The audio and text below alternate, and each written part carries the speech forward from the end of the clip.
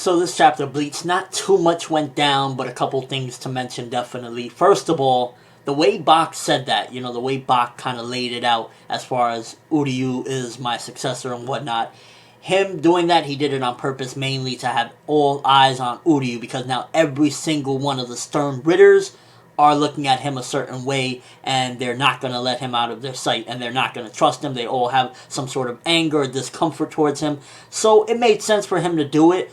And also, we get pretty much why he kind of survived 9 years ago, is that pretty much Uryu has the secret power or whatever.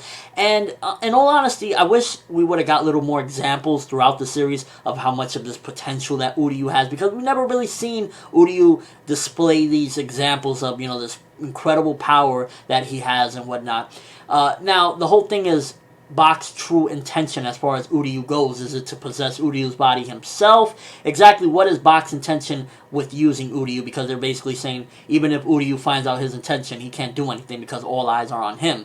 So what is Bach's intention? Is it to use Uryu's body itself, possess it? I'm not exactly sure, but he definitely has more to it than meets the eye. And, Bach's a creep at the end of the day. Now, the thing with the Stern Ritters in this chapter, I feel as though this is like the last chapter in this chapter. Kubo's trying to do introductions and get you to a little bit more, knowledgeable with the Stern Ritters, introduce you to them more, get you a little more familiar with them, so to speak. And while some of them are interesting, a lot of them, they kind of have very similar character designs. Like there was one particular Stern Ritter, I believe it was P, forgive me if I'm wrong because I'm terrible at remembering, especially letters for each of these brand new characters, but one of them looked almost identical to Orihime, and they're not really all that interesting, but I did like the one where she kind of blue ball that guy for life, or for not life, for eternity, where she's like, come, you, I want to do you right now, let's do it, and then she just sliced him in half. Like, dude is gonna be with blue balls for the rest of eternity, no questions asked. So I'm liking her. She kind of comes off as like, doesn't give a fuck, but at the same time a little bit funny. So that was a kind of cool part of the chapter, but a lot of the Stern Ritter talk, in all honesty, it just feels like a lot of bitterness, a lot of just whatever. Hoshwald talking again. Hoshwald gave us the kind of explanation of how Bach did that on purpose so that everybody's looking at Uryu. But in all honesty, I'm not that big of a fan of the Stern Ritters. Like, I like one of them, the one with the hat. I forget her name. The one that killed the dude, sliced him in half. She was cool. Hoshwald seems like he's pretty decent. He has some power to him. But other than that, a lot of the Stern Ritters, they just look like they're just there, and some of them, I guess the girls kind of have cute designs, but a lot of them look familiar to other characters we've seen. And I've seen that a couple different times already in this arc with Kubo using similar character designs. I don't know if he's just run out of ways to draw characters or what. Like when they were creating the sword for Ichigo and whatnot, the two swords, and those 5 characters came, one of them kind of looked like Mugetsu. So it's kind of like, I don't know if he's running out of designs or just whatever the case may be, but that's one of the gripes I have with that, is like a lot of them are starting to look familiar to other characters. Now, the ending of the chapter, again, that was a little bit interesting, but kind of predictable at the same time. When Orihime arrived and you see Chad and then the shadowy figure you kind of see, you can tell at this point, I mean, it gotta be Grimmjow. I really hope there's a reason to why Kubo is kind of like doing this like this, and it's not just because he, just let's keep it a surprise. I hope like when we see Grimmjow, maybe half his face is burnt up or something crazy other than just, oh, it's Grimmjow. Because, I mean, why keep him shadowed for so long if we kind of already know it's Grimmjow? You got to be, like, completely dumb to not think it's Grimmjow at this point. If it ain't Grimmjow, then even better. If it's somebody even more crazy and more twisted or something.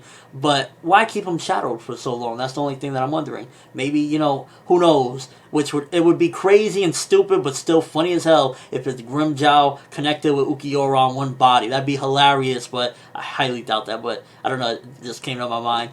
And overall, the last part of the chapter, I was curious as to that thing that Kisuke was creating. It kind of looked like the thing that they used, the Stern Ritters, to steal the Bankai. Maybe he's recreating it so that they can steal the Bankai back from the Stern Ritters, but then at the same time it kind of looked a little weird and it looked like an orb in a way. I don't know if he's creating another Hojoku or something, or Hogioku. I don't know, but looked real interesting, and I'm curious to see what that is. But other than that, the chapter wasn't all that outstanding, to be honest with you. I wasn't too thrilled with it or anything. I guess it's really just I'm not a big fan of the Stern Ritters necessarily, and some of the Stern Ritters, if I'm correct, the last chapter some people pointed it out and I completely missed it, that some of the Stern Ritters returned that Yamamoto burnt up, so that was just a little bit like, Kubo slipping there as well. So I give this chapter maybe 2.5, 3 out of 5. It gave you some interesting points, but in all honesty, I'm just not.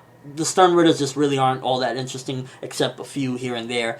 But Bach, he's twisted, and the fact that he's pretty much responsible for the death of most of the Quincy 9 years ago, when he sacrificed all of them except Uryu, it just shows exactly how he really doesn't give a fuck about his comrades. And it also makes you think, now, did he allow Uryu to escape that death because he knew of his power? Or did Uryu himself escape because he had that inner power? It really makes you question that. And overall, just interesting chapter, but kind of not that exciting. And I don't know, it just wasn't all that to me. But let me know what you thought, first of all. Bach, did he allow Uryu to live? Or did Uryu pretty much survive that? Also, if any of the Stern Ritters, which one is probably your favorite at the moment? Because I liked, again, the Stern Ritter that sliced the dude in half. That was kind of crazy. It's like, hey, let's fuck. Nah, I'm cutting you in half. I'm just playing. And also, what is that Kisuke was creating at the end? Again, it looked like the thing that they used to steal the Bankai, but at the same time, it kind of looked like an orb, like a Hogyoku. I don't know. Let me know what you think. That's all I have for this quick review of this chapter of Bleach. Thumbs up if you're dying to see Grimmjow's face, because at this point, it's like, show us Grimmjow. I mean, really, just show us the goddamn dude. I'm ForneverWorld, and as always, people, have an awesome day. Yeah.